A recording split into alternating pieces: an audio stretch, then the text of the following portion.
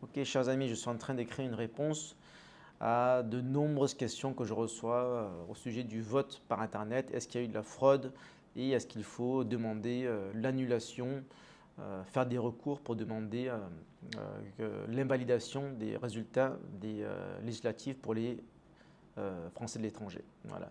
Donc je vais vous dire ce que j'en pense. Déjà, bon, par Internet ou même plus généralement de manière électronique dans les machines de vote, par exemple aux États-Unis et partout dans le monde où on peut utiliser ce moyen de vote, il y aura toujours un doute, bien entendu. C'est pas comme si on ouvrait des enveloppes, qu'on lisait à haute voix le nom de la personne ou de la liste et qu'on pouvait écrire manuellement. Voilà, là, c'est clair qu'il n'y a aucun moyen de triche ou quasiment aucun par Internet.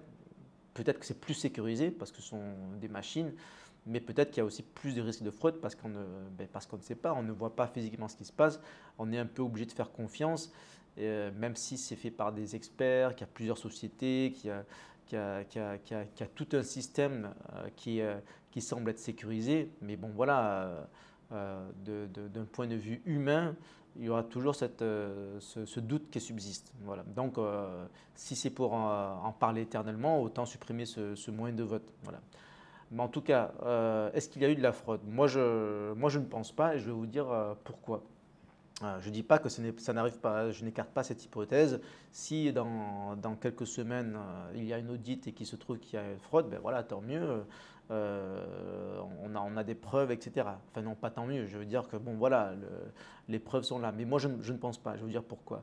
Déjà, premièrement, le vote est organisé par un prestataire, une société privée qui est indépendante du gouvernement. Donc, ils font leur job et ils n'ont absolument aucun intérêt à soit frauder, soit à accepter via des moyens de corruption divers de tout type de vote parce que bon, ce n'est pas professionnel et en plus ça nuirait à leur réputation, à leur service et tout le reste. Donc ça, je ne pense pas.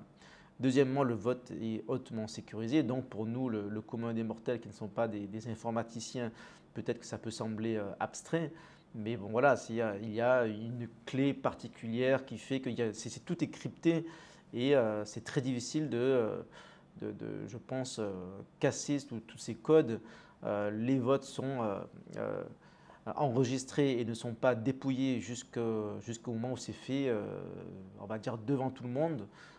Il y a un dépouillement, il y a un vrai dépouillement qui se fait avec des assesseurs. Ouais, même si les assesseurs ne peuvent pas vraiment faire grand-chose, ils sont là en train d'observer ce qui se passe, mais le dépouillement se fait à Paris, dans les locaux du ministère, ça se fait de manière officielle, il y a des témoins, etc. Voilà.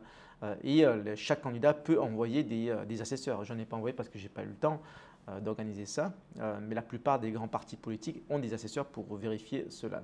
Donc en tout cas, le vote est hautement sécurisé, tout comme bon, voilà, quand vous envoyez des messages par WhatsApp, par Telegram, etc., tout ça normalement c'est crypté et même les gouvernants ne peuvent pas décrypter cela, en principe. Voilà. Troisièmement, toute fraude de la part du gouvernement, je pense, est quand même hautement risquée. Et donc, euh, je n'ai pas totalement confiance, je n'ai même pas du tout confiance au gouvernement macroniste. Il y a toute cette clique de centristes. Je les crois tout à fait capables d'aller, on va dire, dans des zones grises à la limite de la légalité. Voilà, par exemple, Macron, le fait d'organiser des législatives avec le minimum de temps autorisé, 20 jours, il le fait volontairement, mais c'est légal. Voilà. Mais frauder, quand même, c'est une étape supplémentaire. C'est très très difficile d'imaginer ça, surtout qu'on ne peut pas frauder tout seul. Il faut des complices et en politique, comme vous le savez, il n'y a pas d'amitié. Quelqu'un qui est ami avec nous un jour où on va tout faire ensemble, les 400 coups, etc. Ça peut être un adversaire demain, il peut tout révéler, donc non, je n'y crois pas. Voilà. Ensuite, l'élection, n'oublions pas qu'elle n'est pas organisée par le gouvernement, elle est organisée par l'administration. C'est bon, le ministère, c'est quand même, il y a un ministre, mais les agents de l'administration, normalement, ils sont neutres. Les consulats, les ambassades, l'administration centrale, normalement, ils ne sont pas politisés, donc ils n'ont normalement pas intérêt à faire quoi que ce soit dans ce domaine-là. Ensuite, il est faux de dire que le vote par Internet avantage uniquement les candidats macronistes, puisque moi-même, il m'a un petit peu avantagé. Il n'y a pas une grosse différence, mais j'ai quand même gagné plus de voix par Internet qu'à l'urne. Et bon, voilà, je pense que ça correspond au profil de mes électeurs aussi, qui sont plus dans les réseaux sociaux, qui sont plus, peut-être un peu plus à l'aise avec les moyens technologiques. Donc voilà, ce n'est pas que les macronistes, parce qu'on ne peut pas me critiquer pour être macroniste, puisque moi-même, j'ai été catégorisé, j'ai été accusé d'extrême droite par le système. Le ministère m'a catégorisé extrême droite, ce que je conteste formellement. Voilà. Et enfin, sixième point, il y a eu une augmentation du vote, enfin une augmentation, il y a eu un bon vote pour les candidats, certains candidats et la plupart des candidats macronistes dans toutes les circonscriptions des Français étrangers. Alors j'ai vu quelques arguments disant que si c'est juste dans 2-3 circonscriptions, on pourrait dire qu'il n'y a pas de vote, il n'y a pas de fraude, mais si c'est dans toutes les circonscriptions, il y a probablement fraude. Mais non, je ne crois pas. Justement, à mon avis, c'est le raisonnement inverse, c'est-à-dire que si ça arrive dans 2-3 circonscriptions, on va se demander, mais tiens, là c'est bizarre. Pourquoi dans 2-3 circonscriptions, il y a des résultats qui ne correspondent pas à la tendance générale? Alors que si ça arrive dans les 11 circonscriptions, toutes les circonscriptions où on peut voter par Internet, ça veut tout simplement dire qu'il y a un profil différent des électeurs. Voilà. Maintenant, on va arriver au profil différent des électeurs. Pourquoi le vote par Internet est plus important chez certains candidats? Voilà. À mon avis, j'ai listé 5 raisons. La raison la plus évidente, et je sais même que ceux qui critiquent le vote par Internet le savent, mais ils ne vont pas le dire bien évidemment, c'est que la plupart des patriotes se méfient du vote par Internet. On n'aime pas ça. Moi-même, je n'aime pas ça. J'ai voté par Internet au premier tour parce que j'ai voulu tester pour voir si ça fonctionne, si je reçois bien mon SMS, etc., si le système fonctionne bien. Et en plus de ça, j'avais 3 procurations. J'ai voté aussi à l'urne 3 fois. Et au deuxième tour, j'ai préféré voter directement à l'urne. Voilà. Mais la plupart des patriotes, il y en a certains qu'on accuse d'ailleurs injustement de complotistes. Mais voilà, si vous êtes ce qu'on appelle un complotiste, je ne dis pas que vous l'êtes, mais c'est ce qu'on vous appelle, à mon avis, vous avez probablement voté à l'urne. Voilà. Ou alors peut-être que vous avez voté par Internet, ce n'est pas impossible. Mais la majorité des soi-disant complotistes vont voter à l'urne. Et les patriotes aussi, donc voilà, c'est même pas qu'une question de vote par Internet. Voilà, on a beaucoup de patriotes qui sont contre, par exemple, le tout électronique, les moyens de paiement par voie électronique. Ils veulent du cash, ils veulent tout payer en cash et ils veulent voter à l'urne, ils veulent tout en papier. C'est normal. Voilà. Donc c'est le profil des électeurs. Il est tout à fait normal que les patriotes et les souverainistes préfèrent voter à l'urne. Donc ce résultat ne me surprend pas. Deuxièmement, les militants. Les militants dans le sens que ce soit de gauche ou de droite, c'est-à-dire ceux qui sont engagés en politique, souvent ils ont envie de voter à l'urne parce que moi ça me fait plaisir de mettre le bulletin dans l'urne. Voilà. Alors que ceux qui sont moins militants, et en général les macronistes, ils vont voter parce que bon voilà, il faut faire le boulot, ils ont quand même une conscience, ils veulent faire leur devoir d'électeur. Mais ils s'en fichent un petit peu, ils ne vont pas militer pour Macron et pour la Macronie, ils vont voter parce qu'ils pensent que c'est le meilleur vote possible. Et ils ont tort, bien entendu, mais c'est ce qu'ils pensent. Voilà. Donc, moi, ce que j'observe chez les Français, mais en France comme à l'étranger, c'est que ceux qui veulent du changement, qu'ils soient à gauche ou à droite, ils militent. Et la Macronie, elle a très peu de militants. À Hong Kong, par exemple, il y a beaucoup de macronistes, mais il y a très peu de militants. Les gens votent, mais ils s'en fichent, ils n'ont pas envie de militer, ils n'ont pas envie de faire des réunions, ils vont voter par Internet et puis c'est tout. Donc les électeurs macronistes en général vont soutenir, mais ils vont juste voter, ils ne vont pas perdre du temps à être assesseurs, à aller au bureau de vote, etc. etc. Donc ça fait une différence. Les militants, ceux qui s'engagent pour des convictions, en général, ils vont plutôt avoir envie de voter à l'urne, ne serait-ce que pour la sensation de mettre l'enveloppe. Voilà, moi ça me fait plaisir. Enfin, troisième point pour le profil de ceux qui votent par Internet, le désintérêt des macronistes. Ils sont moins mobilisés parce qu'ils savent qu'ils vont gagner. La plupart des élus des Français étrangers sont macronistes. Il y en a eu 9 députés sur 11 en 2022. Et maintenant, il y en a un de plus dans la 8e circo des Français étrangers, Israël. Maintenant, ils sont à 10. Donc, tout le monde sait que beaucoup de Français étrangers sont macronistes. Donc, quand on est macroniste, on va dire, bon, c'est bon, on va gagner. Ils se désintéressent. Ils ne vont pas forcément voter à l'urne. Ils vont voter par Internet. Et ils disent, bon, s'il y a fraude, il n'y a pas fraude. Bon, voilà, de toute façon, ils ont fait leur devoir, ils ont voté. Et bon, peu d'entre eux pensent qu'il y a fraude par Internet, donc ils vont voter par Internet. Ensuite, il y a aussi un désintérêt, mais aussi parce que le gouvernement est moins populaire. Voilà, c'est-à-dire qu'ils sont macronistes, mais ils sont de moins en moins convaincus, c'est moins, on va dire, religieux, c'est moins sectaire. En 2017, quand Macron a été élu, il y a vraiment eu des macronistes, vraiment, c'était comme une secte. Maintenant, il y a des gens qui sont toujours macronistes, mais de moins en moins convaincus, très déçus, mais ils votent toujours Macron faute de mieux. Cependant, ils ne vont pas perdre leur temps à aller au bureau de vote, ils vont voter par Internet. Ça, c'est aussi une raison. C'était mon quatrième point.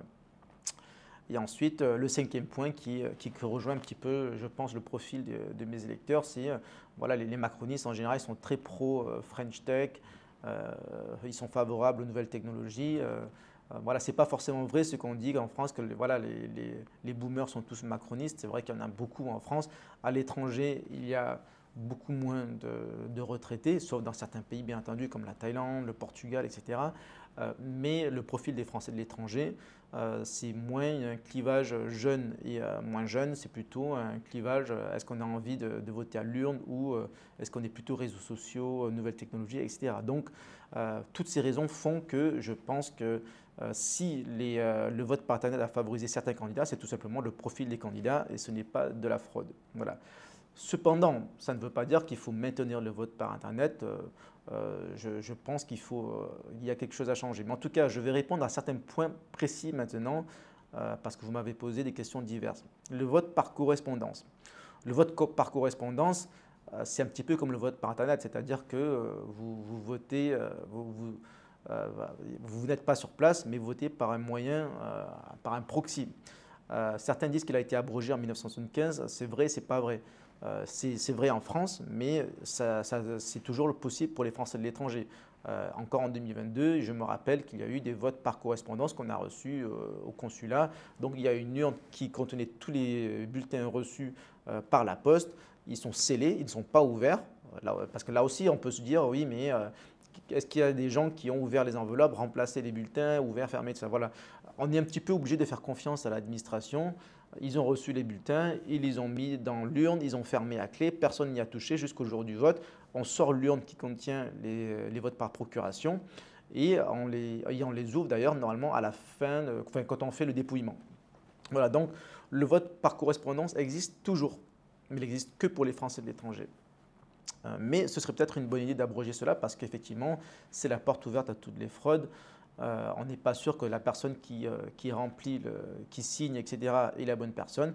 Tout comme par Internet, c'est vrai qu'on n'est pas sûr que la personne qui vote par Internet est la bonne personne. Peut-être que c'est quelqu'un qui a donné le mot de passe et l'identifiant, quelqu'un qui est influencé par un proche. Voilà. Les dates du vote par Internet. Alors, c'est vrai que ça peut paraître un petit peu bizarre de voter quelques jours avant le vote à l'urne, mais comme je l'ai déjà dit dans une autre vidéo, c'est normal parce qu'on a besoin d'établir la liste de tous ceux qui ont déjà voté pour qu'ils ne puissent pas à nouveau voter à l'urne. Si on vote à l'Internet et à l'urne le même jour, on pourrait très bien frauder. Je vote à l'urne et ensuite je sors du bureau de vote, tac, je vote par Internet. Donc ou alors il faudrait modifier le système pour pouvoir bloquer ça ou annuler un vote. Ça devient une machine à gaz, ce serait la folie. Donc on est obligé, il me semble techniquement, de faire un vote par Internet avant le vote à l'urne. Après, est-ce qu'il est possible de faire un vote par Internet? Je ne sais pas. Qui annule instantanément ou peut-être quelques heures après le vote à l'urne, enfin je ne sais pas, mais ça me semble difficile techniquement de faire un vote par Internet et un vote à l'urne le jour même du vote. Mais si c'est possible, je suis pour. Voilà, mais en tout cas, il n'y a rien d'anormal. C'était le cas en 2022, c'était le cas pour d'autres élections en non pas en 2017 parce qu'il n'y a pas eu de vote par Internet, il y a eu des votes par Internet pour les législatives 2012. D'ailleurs, il y a eu un vote par Internet en 2012, mais pas en 2017, puis il est revenu en 2022. Pourquoi il n'y en a pas eu en 2017? C'est parce que justement, il y a eu beaucoup ont critiqué le système, en disant que ce n'est pas fiable, qu'il peut y avoir de la fraude, etc. Donc en fait, les législatives de 2017 n'incluaient pas le vote par Internet. Voilà, donc peut-être que maintenant on peut revenir à ce constat qui avait été fait en 2017 en disant, bon, finalement, le vote par Internet n'est pas fiable, ou alors peut-être qu'il est fiable en principe, mais qu'il y a trop de personnes qui se plaignent du vote par Internet. Donc on ne peut pas continuer comme ça, il faut l'arrêter pour les prochaines législatives, ou alors éventuellement pour des législatives partielles pour, par exemple, tous les Français de l'étranger, les 11 circos, ou une partie des circos. Pour rappel, en 2022, 3 circonscriptions des Français étrangers ont été annulées. L'Amérique du Sud, l'Afrique de l'Ouest, le Maghreb et Israël. Donc finalement, 3 circonscriptions sur 11. Dans ces 3 circonscriptions, il y a eu une législative partielle, donc tout le monde est reparti voter. Ça n'a pas servi à grand-chose puisque le résultat a été le même, c'est du gaspillage d'argent. Enfin non, ce n'est pas du gaspillage d'argent parce que tout ce qui permet d'éviter la fraude et de faire fonctionner la démocratie, on est pour, mais finalement le résultat a été le même. Voilà. Circulaire Internet, ben voilà, en fait, il y a un memento du candidat, il y a des règles, il y a la campagne, il y a des dates limites. Donc, si certains candidats ne font pas le travail qu'il y a à faire, surtout s'ils ont des équipes qui surveillent, etc., ça c'est de leur faute, on n'y peut rien. Donc, moi, et encore, je suis tout seul, je suis sans parti, j'ai été capable de lire les règles, j'ai respecté les délais, j'ai envoyé mes bulletins à la bonne date, j'ai donné mon circulaire sur Internet à la bonne date, j'ai donné mes affiches, donc finalement j'ai eu mes bulletins, j'ai eu mes affiches, j'ai eu ma circulaire sur Internet. C'est pas compliqué, il faut suivre les règles. Après, je peux comprendre l'administration, c'est déjà sur Internet, après vous vous envoyez, vous dites oui, mais voilà, vous pouvez comme l'ajouter. C'est vrai que techniquement, ils peuvent rajouter des circulaires. Après, s'ils font le choix de ne pas le faire et de dire que c'est trop tard, bon, je pense qu'ils ont, voilà, ils ont le droit. Après, c'est vrai que là, sur ce coup, je pense qu'ils auraient pu faire preuve de flexibilité. D'ailleurs, ça a déjà été fait de mémoire. Peut-être que je me trompe, hein, de mémoire. En 2022, certains candidats avaient raté la date limite et donc ont envoyé leur circulaire et après, ça a été ajouté par la suite sur le site internet. Peut-être, hein, peut-être que je me trompe. Ou en tout cas, ce n'était peut-être pas les législatives 2022, c'était les consulaires 2021. Voilà. Parce que je me rappelle, je suis sûr et certain que certains candidats, il y avait une page vide sur le site de diplomatie.fr et finalement, ensuite, il y a eu la circulaire. Mais je ne sais plus si c'était les consulaires en 2021 ou les législatives en 2022. Voilà. Mais en tout cas, là, effectivement, l'administration aurait pu faire preuve de flexibilité. Après, bon, on peut comprendre, c'était la catastrophe, tout était last minute. Donc, les agents de l'administration avaient peut-être autre chose à faire que ça. Tellement de choses à gérer. Voilà, je ne sais pas. C'était assez chaotique comme organisation. Alors, certitude que ceux qui votent pour les bonnes personnes, j'en ai parlé. Donc, on n'est pas sûr que ceux qui votent par correspondance ou par Internet sont les bonnes personnes. Est-ce que la personne habite toujours au même endroit? Oui. Est-ce que quelqu'un… je connais des Français qui ont vécu à Hong Kong, qui ne vivent plus à Hong Kong. C'est vrai. Après, s'ils sont rentrés en France, pourquoi est-ce qu'ils ne seraient pas inscrits en France ou ailleurs? Bon, voilà. Non. Mais il y a toujours un petit pourcentage d'électeurs qui sont inscrits dans certaines listes alors qu'ils ne devraient pas l'être. D'ailleurs, j'ai quelques personnes qui m'ont dit qu'ils étaient encore inscrits à Hong Kong alors qu'en fait, ils ne sont plus à Hong Kong. Mais par contre, normalement, ils se sont désinscrits. Mais le mari et la femme sont désinscrits de Hong Kong, mais la femme est toujours à Hong Kong, le mari n'est plus à Hong Kong. C'est assez bizarre. Effectivement, là, il y a quelque chose à améliorer. Donc, il faut croire sur parole les personnes. Est-ce que si elles peuvent voter, si elles sont inscrites sur la liste électorale? Bon, ok, très bien. Problème technique. Alors ça, effectivement, c'est le sujet principal. Beaucoup de personnes n'ont pas pu recevoir leur SMS ou leur identifiant. Et d'ailleurs, normalement, ça ne devrait pas poser de problème parce que si on reçoit que le SMS ou que l'identifiant, on peut demander à recevoir le nouveau SMS ou le nouvel identifiant si on a le numéro numérique, etc. Mais même dans ces cas-là, le système ne fonctionnait pas. Donc, après, quelle est la proportion de personnes qui n'ont pas pu voter? Est-ce que ça porte atteinte à la sincérité du scrutin? Ça, c'est un autre problème. Mais ça, c'est le même problème qu'en 2022. D'ailleurs, c'est la raison pour laquelle 3 circonscriptions sur les 11 ont été annulées. C'est parce qu'il y a eu tellement de problèmes de vote, de réception de SMS et d'emails, par exemple, de mémoire, je crois que c'était en Argentine, où en fait, c'est tout le pays dans lequel en fait, les Français ne pouvaient pas voter parce qu'il y avait un problème avec l'opérateur. Voilà. Et d'ailleurs, c'était le cas aussi dans ma circo à Singapour. Mais c'était temporaire. Donc, ils n'avaient pas reçu leur SMS comme tout le monde plusieurs jours avant. Ils l'ont reçu vraiment à la dernière minute. Voilà, je pense que beaucoup de personnes se sont plaints, ils ont vérifié avec l'opérateur et ils ont réglé le problème. Voilà. Durée du vote par Internet entre le premier et le deuxième tour, c'est vrai. Donc, il y a eu, je ne sais pas pourquoi, au deuxième tour, le temps pour voter était inférieur au premier tour. Bon, voilà. Donc, après, est-ce que c'est là une raison pour laquelle il faut annuler le vote? Je ne sais pas. Mais effectivement, ça, c'est bizarre. Je ne vois pas de raison valable à cela. Profession de foi à domicile. Alors, ça, c'est très important. Vous savez que les professions de foi, on a des circulaires par Internet. Et nous avons aussi des professions de foi papier qui sont normalement envoyées à tous les électeurs en France et à l'étranger. Mais à l'étranger, ça ne sert à rien de les… D'ailleurs, moi-même, je n'ai pas imprimé de profession de foi à envoyer à domicile, déjà parce que ça coûte très cher et je savais très bien que ça allait être un gaspillage d'argent parce qu'en fait, en tout cas dans notre circo à Hong Kong et Macao, on reçoit toujours cela après. J'ai reçu les circulaires des présidentielles plusieurs semaines après les présidentielles. Là, aujourd'hui encore, je n'ai pas reçu les circulaires des législatives. On est le 8, on est le 9, on est mardi 9 juillet 2024 et je n'ai pas encore reçu les circulaires papier des législatives. Donc, en fait, mais c'est normal. Enfin, c'est normal. C'est pas normal dans le sens où ça ne devrait pas être comme ça. Mais c'est normal parce que depuis que j'habite à l'étranger, c'est ainsi et c'est du gros gaspillage. D'ailleurs, je pense qu'il faut réformer ce système. Il faut arrêter. En fait, il faudrait arrêter de demander aux candidats d'envoyer des circulaires papier. Voilà. Moi, après, moi, on me l'a demandé, je ne l'ai pas envoyé parce que je savais, mais tous les candidats ne le savent pas. Donc, dans les prochaines semaines, je sais que je vais recevoir les professions de foi à domicile, sauf la mienne parce que je ne les ai pas envoyées. Alors, 11e circo, jeunté passe de 24% à 40%. Pourquoi? Alors, certains me disent ça, donc preuve de fraude, etc., etc. Je ne pense pas parce que 24% en fait, il parle des Européennes 24% de Valérie Ayé. Et il a maintenant 40% de la candidate macroniste. C'est largement dû, je pense, à l'absence de candidats les Républicains. Voilà, donc je connais beaucoup d'électeurs LR qui refusent de voter RN et donc se sont reportés sur la candidature macroniste. Voilà. Donc après, est-ce que c'est une différence de 16% peut s'expliquer? Je ne sais pas. Après, bon, il y a quand même aussi une certaine implantation locale. Beaucoup d'électeurs ont voulu, vous savez qu'il y a plus de participation pour ces législatives. Donc, beaucoup, je pense, à l'étranger, ont voulu venir voter pour faire barrage, malheureusement, faire barrage à l'extrême droite, les méchants, etc.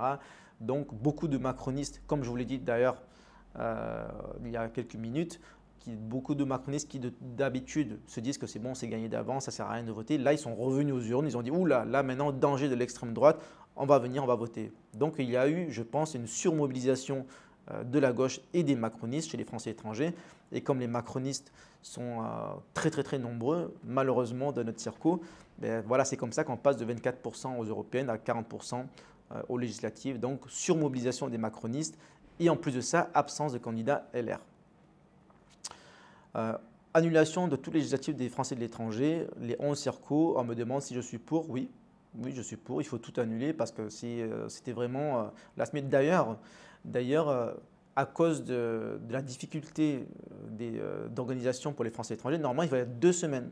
Il y a 2 semaines dans notre premier et le deuxième tour pour les Français de l'étranger.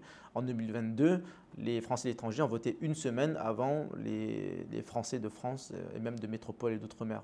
Donc là, tout a été organisé last minute en seulement 1 semaine, comme en France.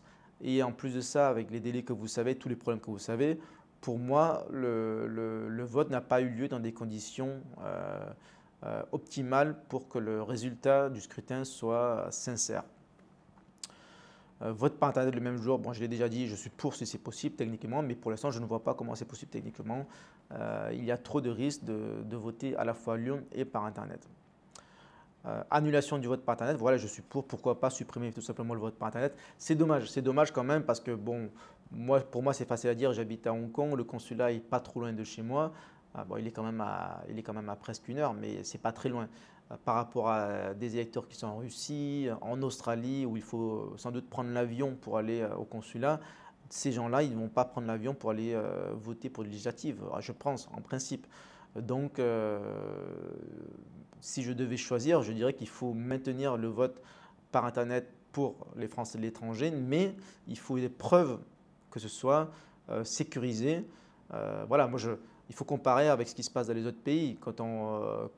D'ailleurs, pour les européennes, on regarde par rapport aux Belges, aux autres qui votent dans notre circonscription, enfin à l'étranger, quand ils regardent les Français, ils disent mais vous êtes des fous, vous les Français, vous organisez tout cela, des bulletins de vote, etc. etc. Au lieu de faire ça par Internet, ou par correspondance, etc., le système français est trop lourd. Ça, c'est sûr et certain, il faut changer le système. Surtout s'il y a des dissolutions encore dans un an, etc. Là, on ne s'en sort plus. On ne peut pas faire ça, on ne peut pas faire des élections toutes les années comme ça, ou peut-être plus souvent.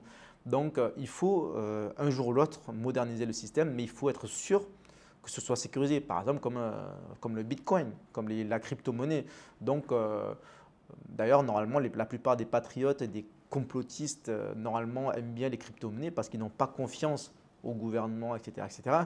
Mais pourquoi ils ont confiance aux crypto-monnaies? Parce que voilà, ils disent, bon, voilà, diverses raisons. Ils ne comprennent pas, ils ne sont pas dans l'informatique, mais le système fait que blockchain, etc., on va faire confiance. Donc, il faudrait sans doute quelque chose d'aussi sécurisé que les crypto-monnaies pour sécuriser les élections des Français de l'étranger. Voilà. Là, dans ces conditions, pourquoi pas? Pourquoi pas maintenir les élections par Internet, le vote par Internet. En tout cas, c'est l'avenir, ça c'est sûr et certain.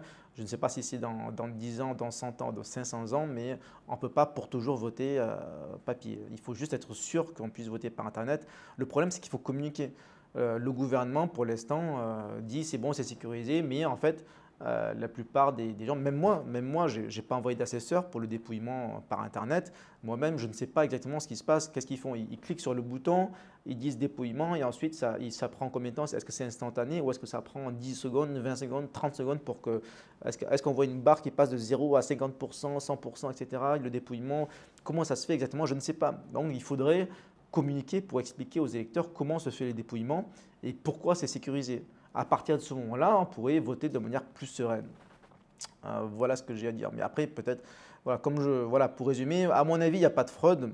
Mais le fait qu'il n'y a pas de sérénité avec ce vote fait qu'il faudrait peut-être changer cela, supprimer ce vote par Internet pour qu'on n'ait plus tous ces problèmes. Bon, voilà, la question se pose. Voilà. Ok. Allez, à très vite.